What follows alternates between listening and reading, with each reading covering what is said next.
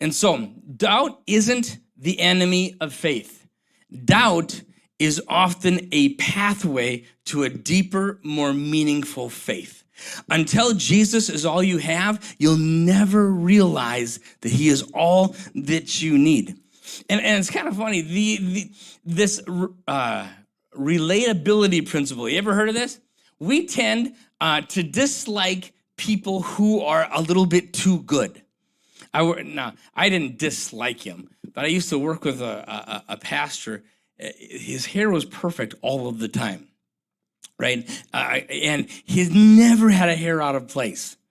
He would never mess up in front of people anything. Every word, I think that he lets every word go through his brain before it comes out of his mouth. Can you believe it?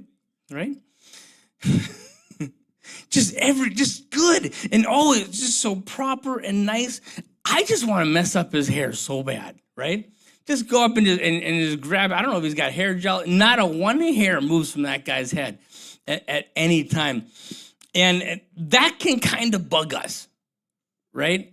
I joke with you, and I'm only 75% joking. I'm 25% not joking when I tell you that Daniel and Joseph in the Bible, they kind of irritate me a little bit because we don't really get to see their trials and their imperfections. They're kind of too good.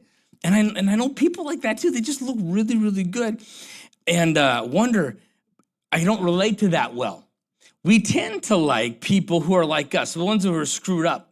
Was in a store the other day, and there was a kid throwing a temper tantrum, just freaking out, going wild.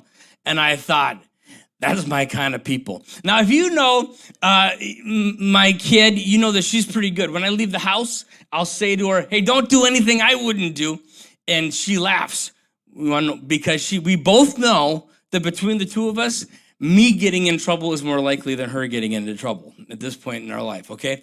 That is my kid. But when I was... she was about, I don't know how old she was. I'm not gonna tell the whole story. It's a funny story, but we were gonna do. She was gonna do her first time out ever, and we'd watch the Super Nanny show, right? And we actually did do a pretty good job of doing it Super Nanny ways. But Super Nanny said that once you start the timeout, you gotta win the battle, or else it'll set you back. So we're in a furniture store, and there's all these knickknacks all over the place. And Elizabeth, she's just at that age when they kind of understand the word no. Like they're just old. She was, very, very young. She was a toddler, but she could kind of understand no. And so timeouts became appropriate. And she was touching stuff. And so I took her into the men's bathroom, and I gave her a timeout. That was a stupid thing to do, just so you know. She sat on the floor of that men's bathroom in the corner, and she screamed like I was killing her. I promise you, at no point in time did I spank her or anything. But Super Nanny said that when your kid gets up out of timeout, you put them back in, and the time starts over again. That's what Super Nanny said. And so for 40 minutes, I put her back in that corner because I had to win. I did win, just so you know. And but they checked on me twice. I think they thought, like the employees were checking me out because I think they thought I was killing my kid in there because she was screaming like I was murdering her. And so when I see somebody else's kid freak out, I'm like, yeah, that's my people. When I see someone's hair out of place, the other day I came into the Genesis Center over there.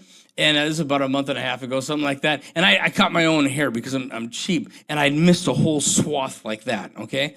I mean, just a big old stripe right there. And everybody did, and there's like, oh, hey, Scott, did you mean to? No, I didn't. Perfect is kind of irritating. But in the Bible, we can take a look, and we're not going to read all these verses. You can go back and read them more closely if you want. But I love Abraham. I love him so much because he doubted God at times.